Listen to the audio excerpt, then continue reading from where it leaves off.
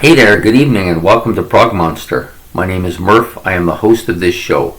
This is a show that is dedicated to progressive rock and other forms of rock music. So we're back with the Great Prog War. This is battle number 6, which features two bands that are fairly new to me, but one of them's newer than the other one. So the two bands are IQ and their Wake album.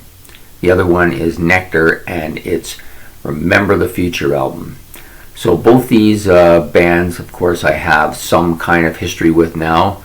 I have more with Nektar than I do with IQ. It's been around. I think I've got 3 Nektar albums in my possession now, and one on the way from Laser's Edge. IQ, I have 1 in my possession now, and 1 on the way from Laser's Edge. The one that I want is this one that Ben has given us as part of the challenge, which is the Wake. It's probably my favorite IQ album right at the moment. I've listened to it maybe a dozen times since it was in Ben's album challenge.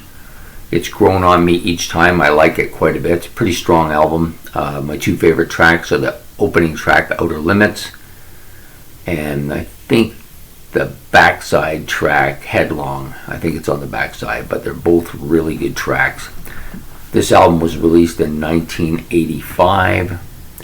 It's part of the neo-prog rock scene, or the second wave of progressive rock, if you prefer it.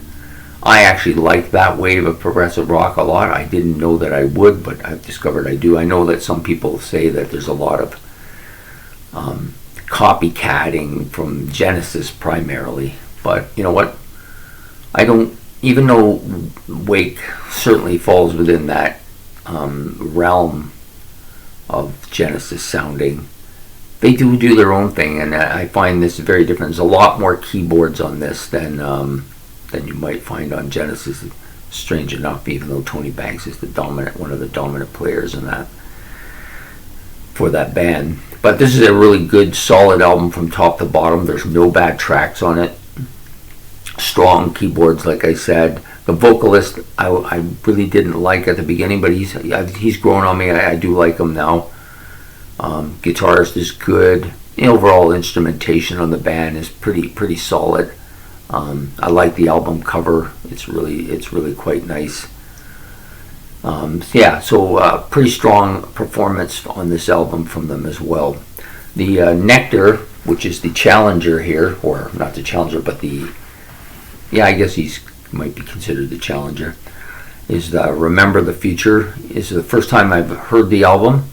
It's from 1973.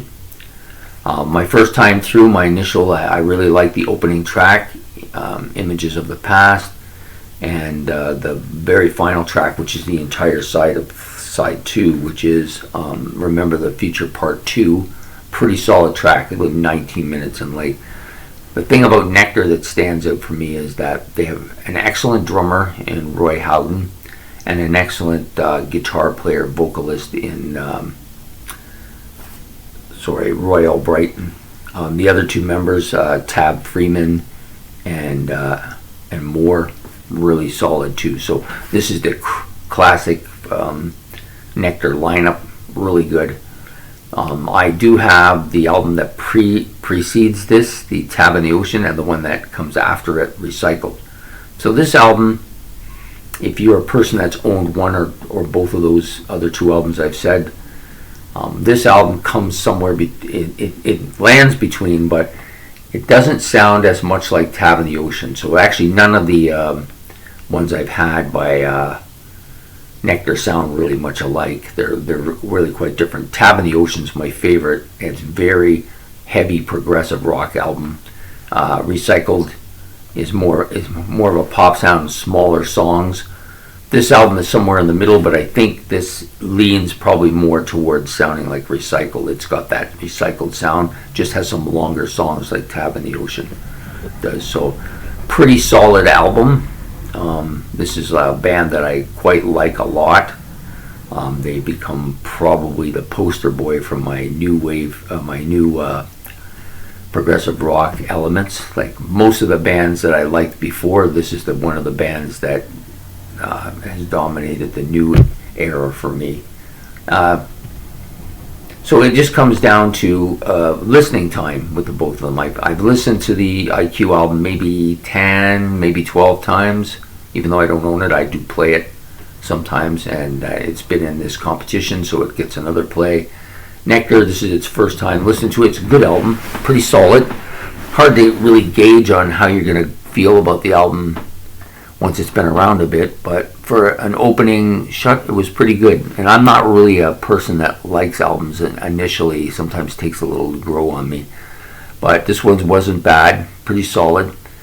But I don't think it's, if they both had come out at the same time and had the same amount of listening, it might be a different story here.